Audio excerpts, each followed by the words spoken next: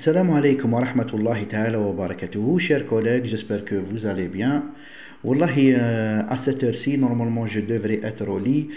En plus, demain, Inch'Allah, je travaille. Je suis un petit peu fatigué, mais malish. Certains collègues m'ont demandé de leur expliquer, de leur montrer comment travailler la phonétique articulatoire. Yani, comment travailler cette leçon, comment la présenter. Et ils voulaient que je leur propose une fiche modèle.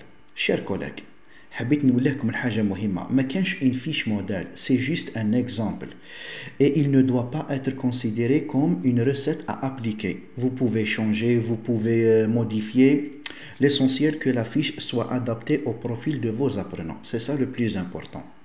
Maintenant, je vais vous montrer vite fait comment je travaille cette affaire, comment je présente cette leçon. La fiche c'est une fiche pour les élèves de 3e année primaire. Donc, projet 2, en famille, séquence 2, nous sommes une famille, activité phonétique articulatoire, le matériel que je vais utiliser, des étiquettes et des gravures, le thème, c'est-à-dire les sons du jour, le son U et le son OU. La composante de la compétence, maîtriser le système phonologique et prosodique de la langue française. Les objectifs d'apprentissage, discriminer les sons U et OU.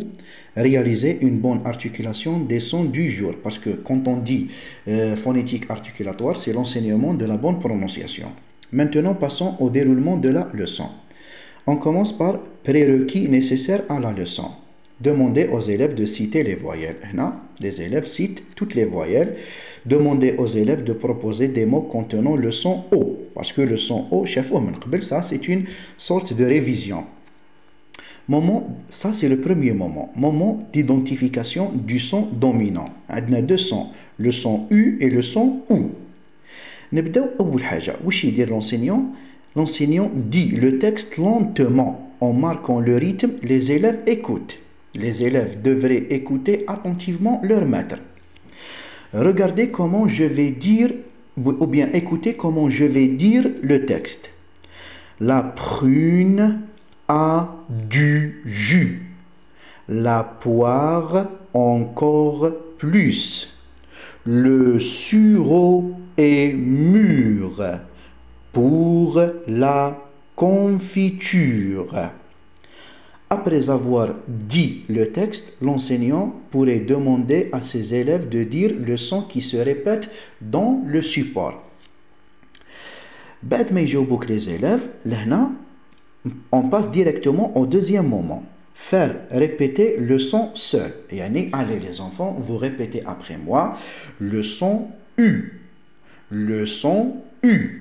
Le son U. Faire répéter le son par le maximum d'élèves. On bête dans des syllabes. Yani, on répète le son dans des syllabes. Mu, pu, lu, rue. On bête dans des mots. Prune, du jus, de la confiture. Là, il faudrait veiller à la bonne prononciation. Yani, l'enseignant, il a un élève ou deux élèves prononce mal le son ou les syllabes ou les mots, il devrait corriger les prononciations lacunaires. Voilà.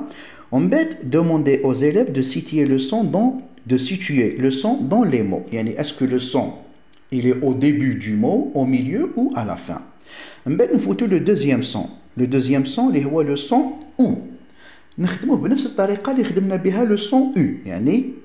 L'enseignant devrait proposer un deuxième support écrit ou la sonore ou la audio واش يدير يسمعوه les élèves ومن بعد نفس الطريقة اللي خدم بها le son U.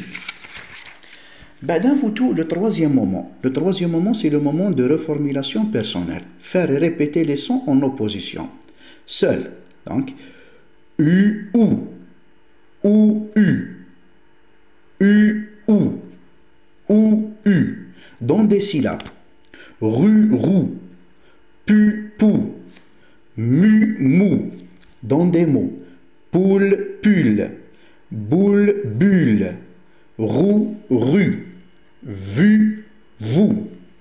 En fait, on passe directement au moment d'évaluation. Par exemple, on a fait répéter le texte sous forme de concours de diction. باسكو سولا موتيف لي زيلاف ليفالياسيون كل استاذ كيف يخدمها. فوالا نتمنى لكم التوفيق ان شاء الله اساتذه. اذا عندكم سؤال تفضلوا في لي كومونتير نجاوبكم ان شاء الله. والسلام عليكم ورحمه الله تعالى وبركاته.